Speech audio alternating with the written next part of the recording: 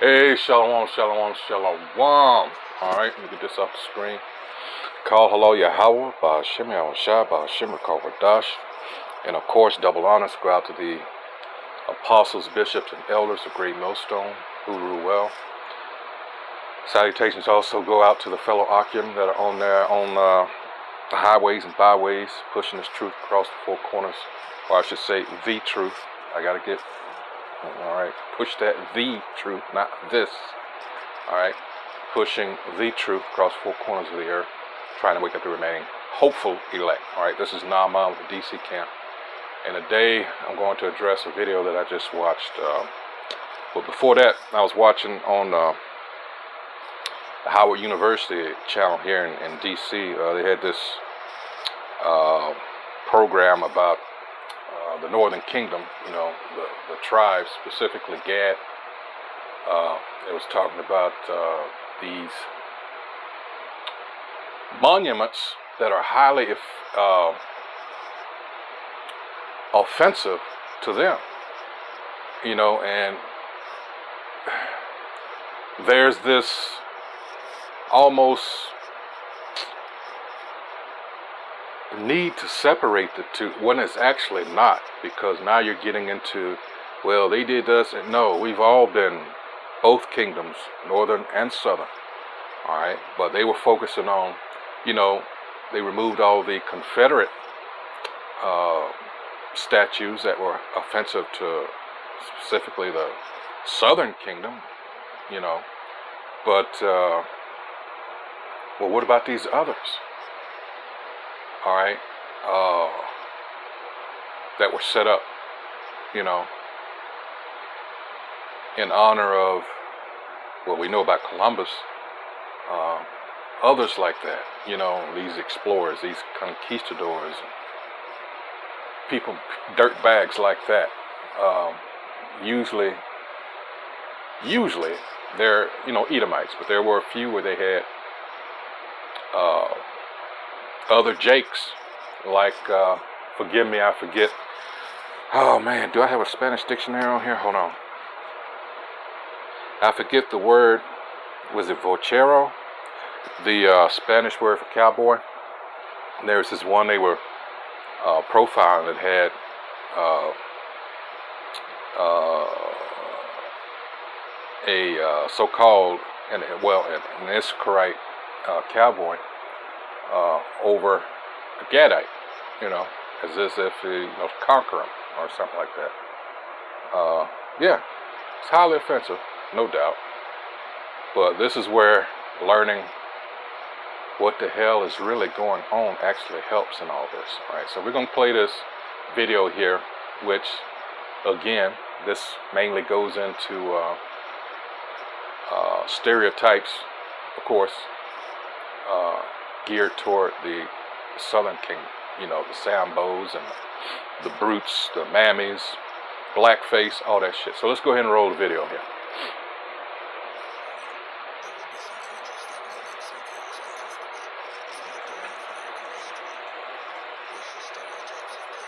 Birth of a Nation.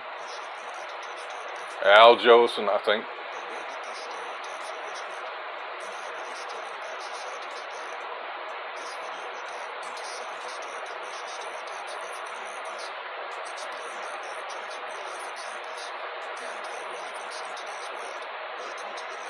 Dorothy Dandridge and Harry Belafonte.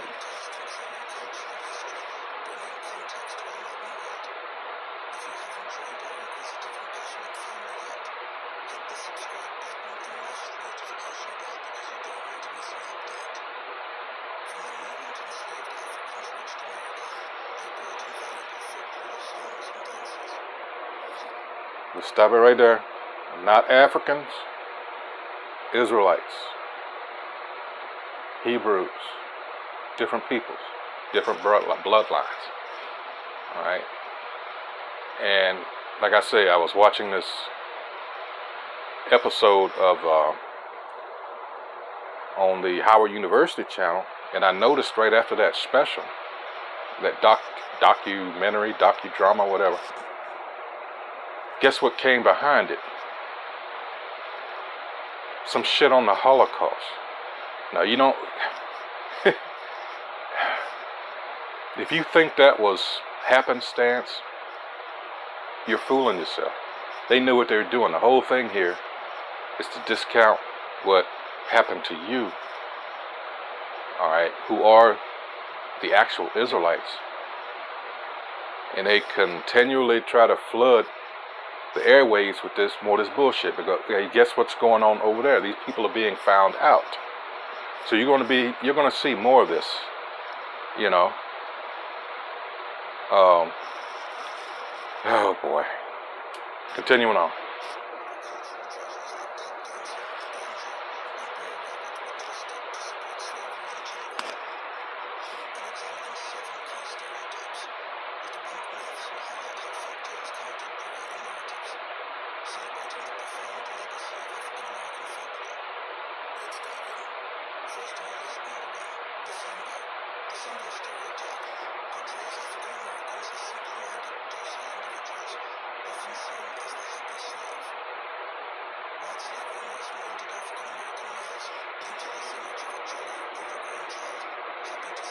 Speaking of which, who you think was behind all this? Who runs Hollywood and these other companies? Exactly. But you see these jakes at camp. Over the weekend, I was told about this Jake woman crying as she was going down, taking the escalator with that Palestinian flag. Crying for what? I was wondering to myself. And we were all like, Jake is just gone. These people are over there in your land. You know, the smart thing for us to do is just sit back and watch these motherfuckers. That's what you're supposed to do with your enemy. Let them fight it out amongst yourselves. But some of us, I guess they never read The Art of War. Continuing on.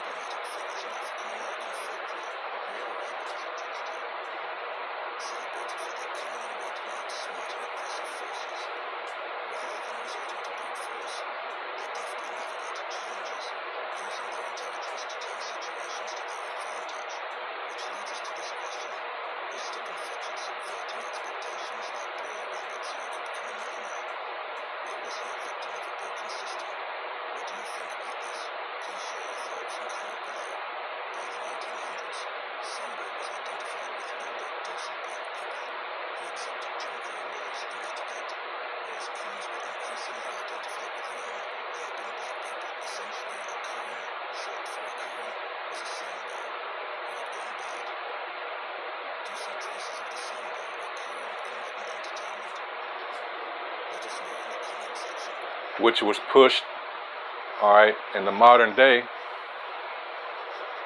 all right, with this music. Again, who's running these industries? All right, all the buffoonery. I think everybody knows the story back in 91, 92 when that meeting was held. I think it was Crazy Bone or Bone Thugs and Harmony told the story. All right. And, you know, what started the gangster rap. See, these people, these so-called, you know, the JOOs, all right, the amount of manipulation that's happening with our people, and they never even knew it. They just thought they were doing something. Yeah, we're making that money. Number one, that's become your idol. All right, so you were right for the setup right there. And they knew this. The whole thing is to keep you thirsty, keep you hungry. All right, so you can be more malleable and easier to mold into something that they want. All right. And again, you have to realize that if they're not saying anything to you, you're going out here acting stupid, all right, then you're doing what they want you to do. And a good way to look at it is this gentrification, all right? The trap, the setup, all right? Pushing this lifestyle, they set up these sociopaths amongst our own people, all right? Get these record deals and put out this shit, because that's actually what it is. And you go try to emulate that certain lifestyle. And in the meantime, you're shooting it up with, you know, even some people as far as these Bloods and Crips and these gangs like that. Some of these motherfuckers are related. All right? So you're shooting up the neighborhood thinking you're doing something. In the meantime, the property value, it's the same old game. The property value goes down. Before long, look what you have. You guessed what's going on now. I mean, it's heavy here in D.C. It's like it's hard to walk or drive any distance without seeing a crane somewhere. All right? Pushing Jake out, but you helped him. Continuing on.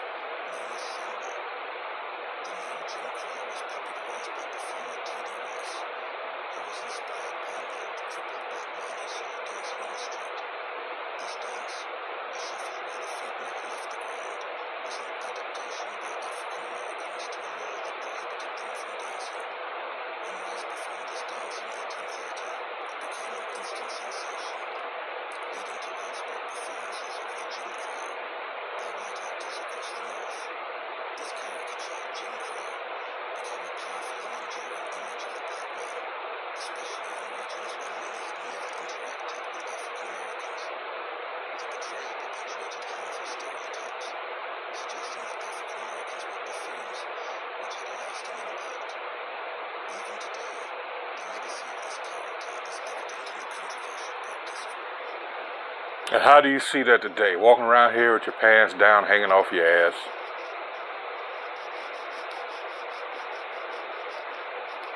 Wearing, I mean, the fashion fads in and of themselves you have to question. And I know that for a fact, the inventor of the skinny jeans was a Mo. that quoted that the reason he made those jeans the way they were was so he could see the male form. All right. So a lot of that is rooted in homosexuality, from the jails, etc., etc., etc. You know, this whole place is poisonous.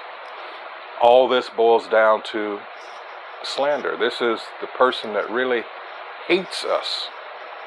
All right. This is let's see. This is going to be Psalms. Okay, 50.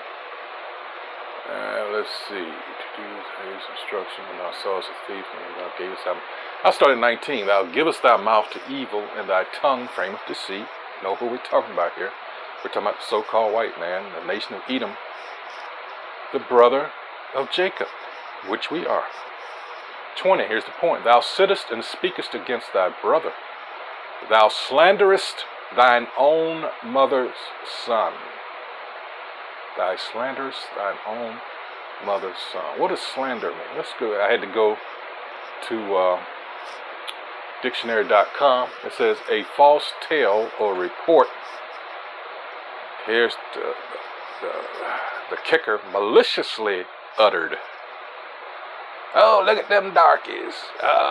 Jim Crow. Tending to injure the reputation of another. The malicious utterance of defamatory reports. The dissemination of malicious tales or suggestions to the injury of another. Is that not injurious? All these, I mean, my goodness, we'll come back to this, but I want to let this play because a little bit more to go. Blackface.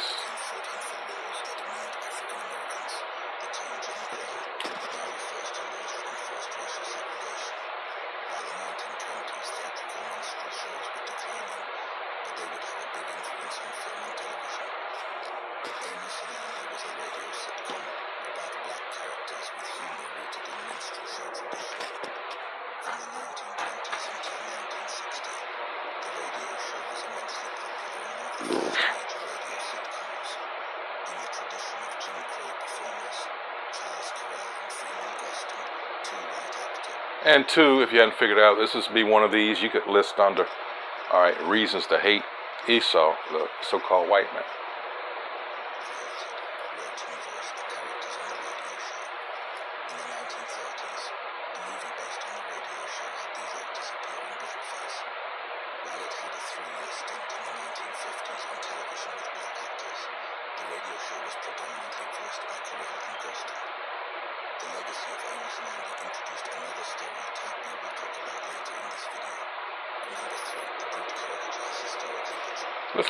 Let's look up something. Right?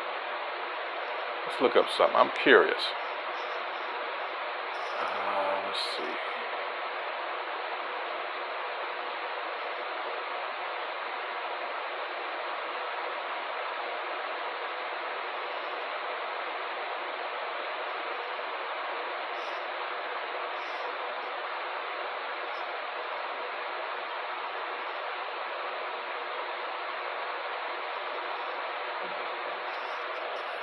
Just curious.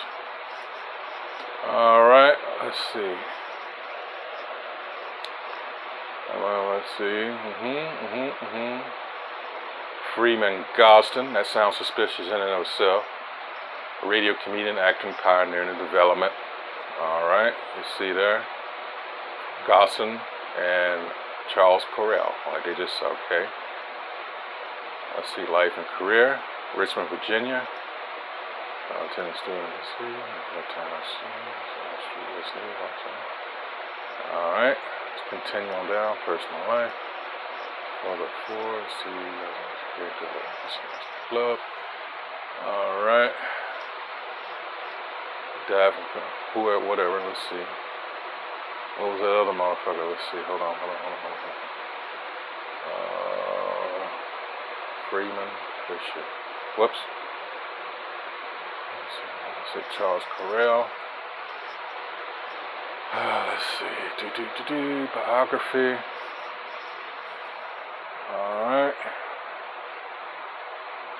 Let's see. Doesn't say.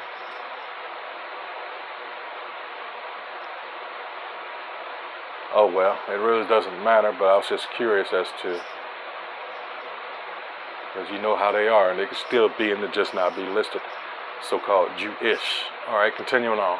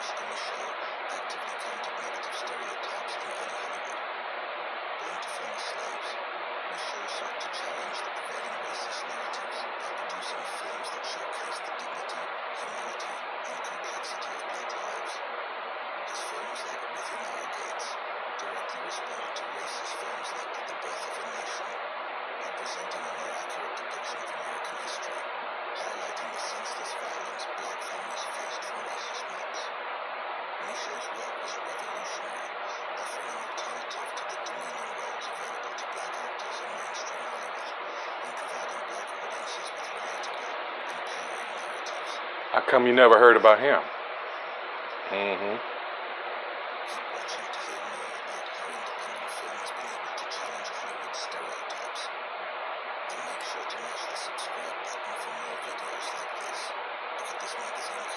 Yep, remember that.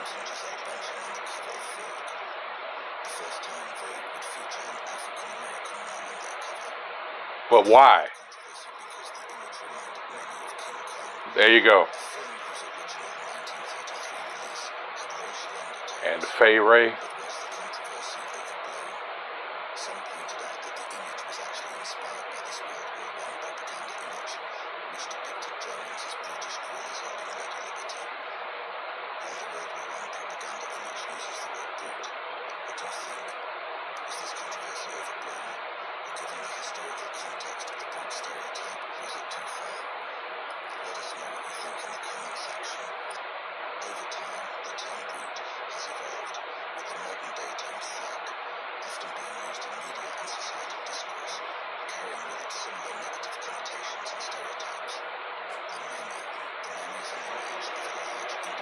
What did I say earlier about being manipulated? These people never forget this shit. Actually, it's constant. But too many of our people, alright, choose to try to forget. And it's never going to go away because you fail to acknowledge it or don't want to. You play that nah. We got to get the fuck up out of here. Continuing on.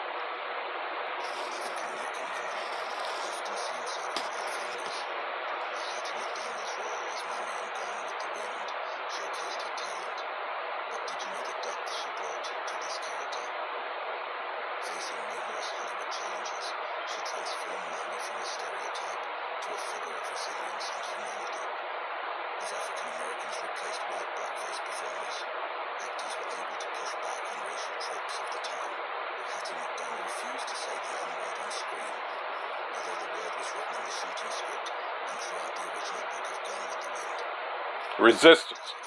Her way of resistance.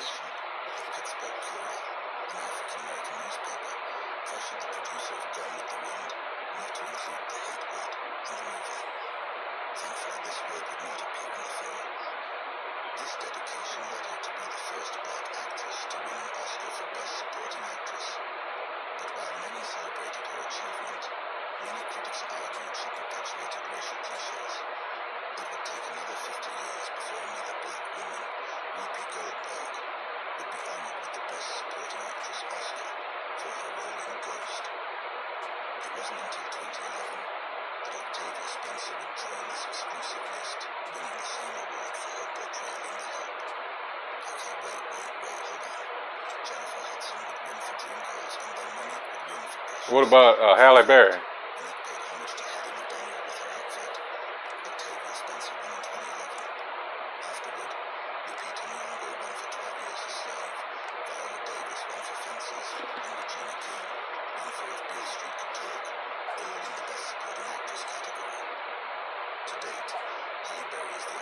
Ah.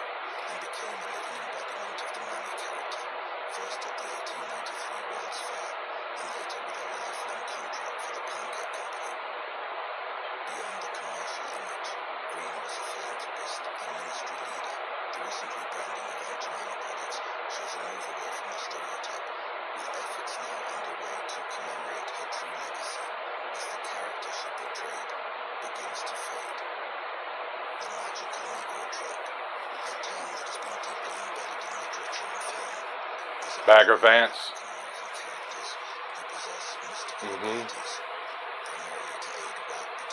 Yep.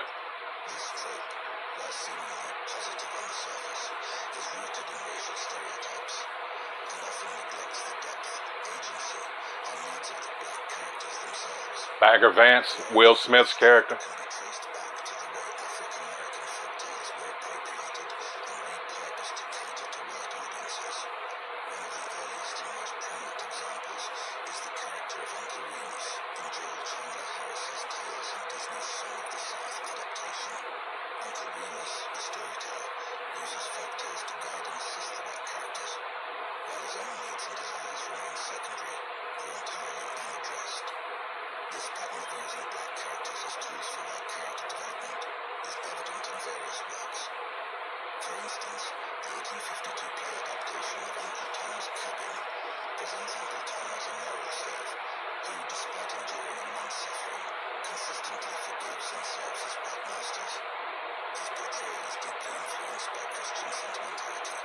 Exactly.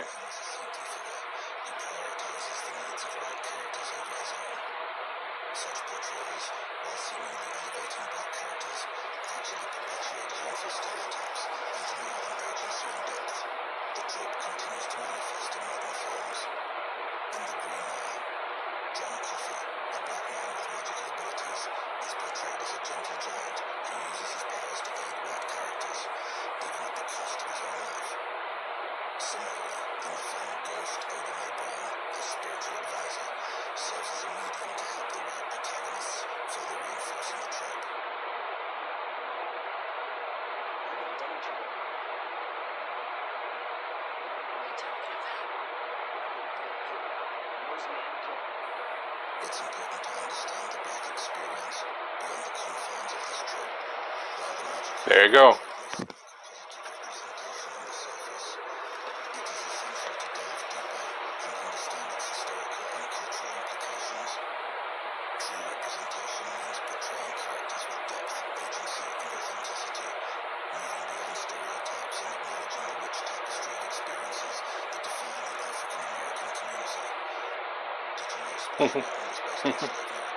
Because you can be rest assured that that's not what's going to happen when we get spiritual power. All right, helping your degenerate, leprous ass. This is talking about slander. This is because they set this all up. All right. Wherever we go, all right, that's part of curses. Wherever we go, this shit follows us. This is Proverbs 10 and 18. He that hideth hatred with lying lips, and he that uttereth a slander is a fool. All right. All right.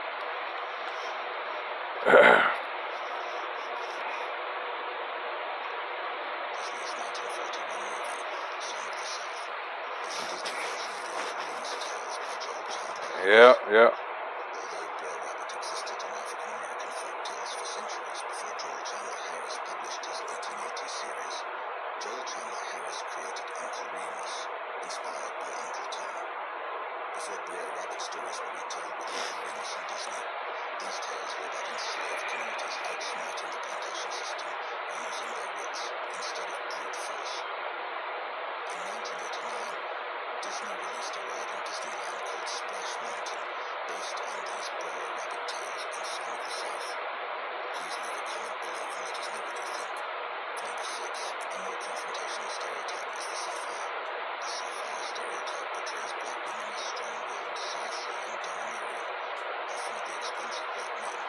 Yep.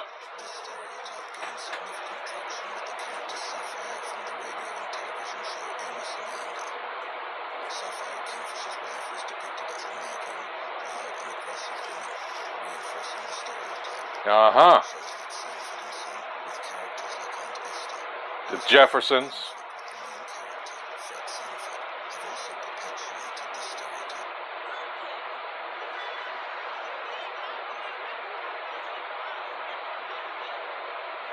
Such portrayals have contributed to the broader societal perception of black women as perpetually angry or confrontational. The trope has persisted over the years, with the angry black woman label being a modern manifestation. Overshadowing the diverse experiences and personalities of black women in reality, as African Americans were given more chances to write and direct films, you see that black artists are given more humanity.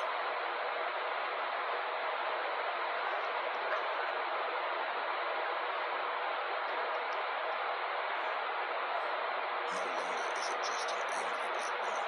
There is nuance and justification for what caused her anger.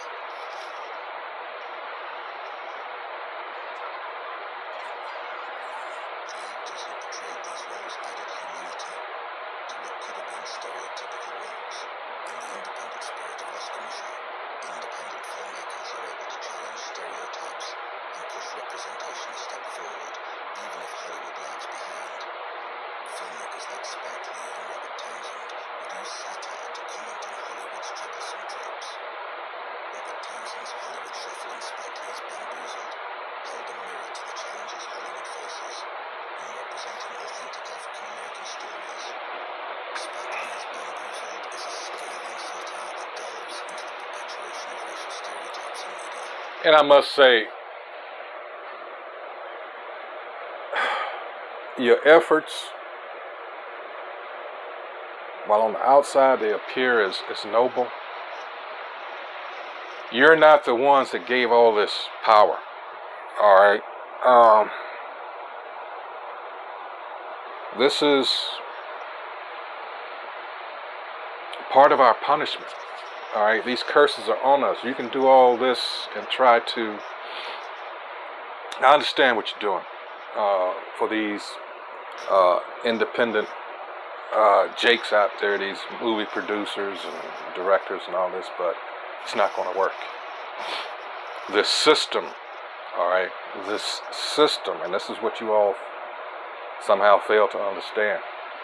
This is our enemy's kingdom, and until it is vanquished, destroyed, however you want to put it, until it is brought down, none of what you're doing is in vain. All right. Oh, let's see. I get some more scriptures here. Like, damn. But again, he made some good points. All right. Number 6. Remember that with the sapphire, the mad black woman. All right. She's everything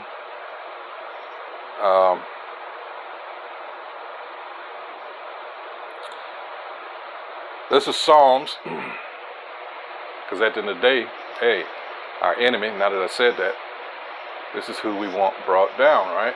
This is the prayer, all right, amongst many, all right, we want this piece of crap.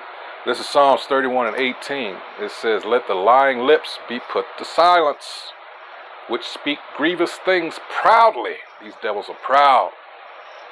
They walk around and look at us like, what are you doing on my planet? All right.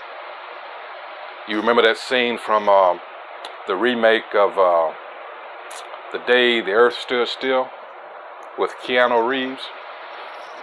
When they thought they were interrogating him, and the woman, I forget her office, she's pretty higher up, the one played by Kathy Bates, she was asking them, said, what do you, I'm trying to remember the exact question she asked, but something to do with, why are you here? And she said, our planet. And Keanu Reeves said, your planet. Classic. Anyway, Psalms 31 and 18 says, let the lying lips be put to silence, which speak grievous things proudly and contemptuously against the righteous. Let's go into that contemptuously. That's going to be Strong's H937. Let's see. Kawaz or Boaz. Salaki. Boaz. Disrespect.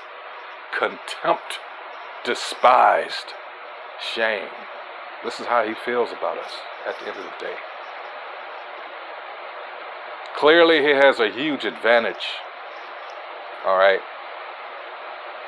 But that's not good enough.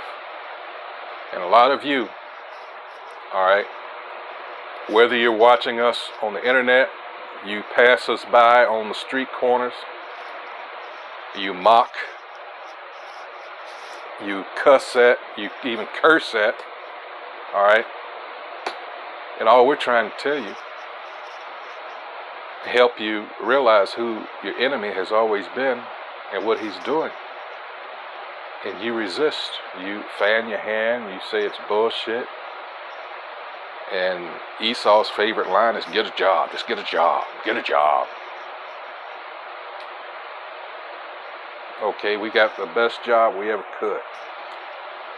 And that's giving our people the truth. All right, continuing on.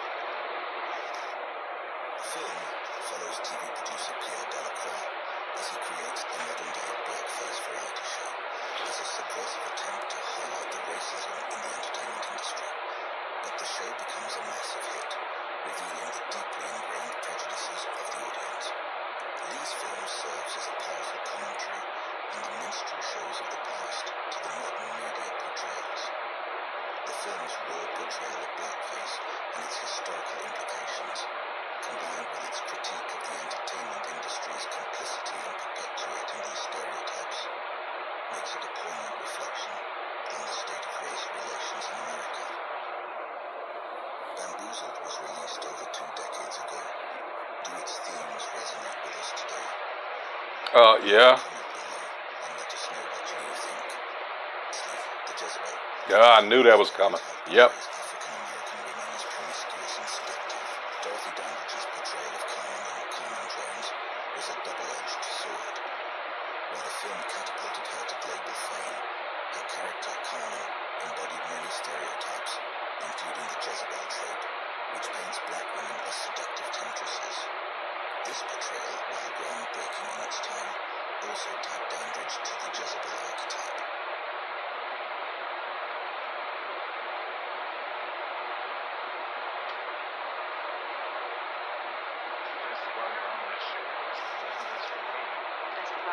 James Mason. In the Bible, Jezebel was the notorious wife of King Ahab of Israel. She was known for promoting the worship of false gods, leading Israel into idolatry. Her actions and influence were so profound that her name became synonymous with wickedness and deceit. Jezebel has evolved from its biblical origins to become a stereotype used to label and demean women, painting them as seductive temptresses. much like how Dorothy Dandridge's role in Carmen Jones was perceived. Dorothy Dandridge was disappointed with her typecasting. She stated, "America was not geared to make me into a Liz Taylor, a Monroe, a Gardner. My sex symbolism was as a wanton, a prostitute, not as a woman seeking love and a husband." At least she knew what they were doing. Dorothy Dandridge would be the first African-American woman nominated for Best Actress for her role in Carmen Jones. But a sad ending. Years later, Halle Berry would be the first, and only black woman to win an Oscar for Best Actress for her performance in Monsters Ball. A role that many people would highlight required her to engage in a sexual relationship with a racist white man in the film, recalling the dynamics of the Jezebel stereotype. This demonstrates again that black actors, even in modern times, still are navigating these tropes in the roles they portray. Yep. Interestingly, Halle Berry portrayed Dorothy Dandridge in the HBO film, introducing Dorothy Dandridge 3 years before Monsters Ball. The script to introduce Dorothy Dandridge was written by Shonda Rhimes, the creator of Grey's Anatomy, Scandal, and How to Get Away with Murder. Fast forward to modern times, the term Jezebel has been weaponized against powerful black women, including Vice President Kamala Harris, who was derogatorily labeled as such by some critics, revealing the dangerous persistence Okay, that one. in contemporary discourse. While these stereotypes And she's not one of us anyway. they have real-world impact on how black women and men are framed and depicted in our society. What do you think? Are these still problems we face? Yeah. Let us know in the comment section below. 6 and 7. Remember that. From the blatant racial stereotypes of the past, the echoes can still be seen in today's society. By understanding their origins and impact, we can work towards a more inclusive and understanding future. We also examine how African-American artists pushed back against stereotypes through their art, culminating in performances, satire, and television shows that added humanity to what were once stereotypical roles. In terms of Hollywood's portrayal of black artists and their humanity, it is acknowledged that there may be limitations. However, regardless of this, there will always be narratives that black individuals tell about themselves, encompassing African-American folk tales, as well as contemporary stories, featuring fully developed characters. Thank you for watching the video till the end. Kindly subscribe and enable notifications to stay updated on new videos. Until next time, this is Mandingo. African-American folk tales. So there you go. What'd you think? See, it's not over. All right. Like I always say in my videos, whether at the very end, all right, or at the beginning, time is very short here. These people that are pretending to be us over in our land, all right, they sense that that little scheme of theirs, all right, is coming to an end. Everybody is realizing the game that they've played. All right, so now they got to hurry up and push this agenda that they're trying to that much faster. All right.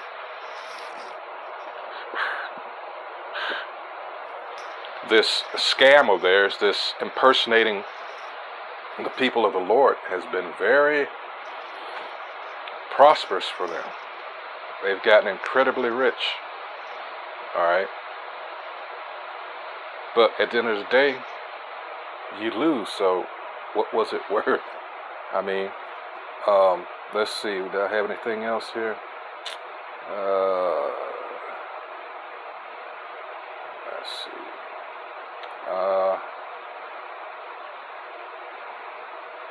Might as well read verse 21 and close it out there. I don't have much else.